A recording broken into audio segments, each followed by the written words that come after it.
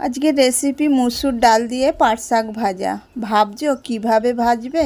রেসিপিটা প্রথম থেকে শেষ পর্যন্ত দেখো। প্রথমে আমরা চলুন শাকগুলো বেছে নিই।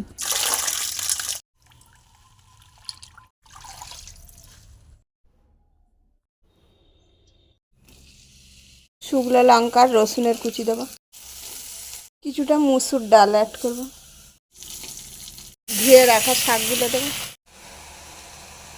লবণ দেবো,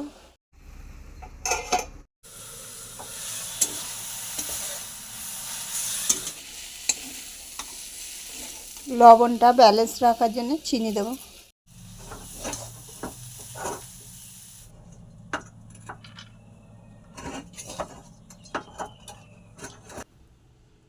এই রেসিপিটা ভালো লাগলে অবশ্যই একটা লাইক শেয়ার কমেন্ট করো। টাটা।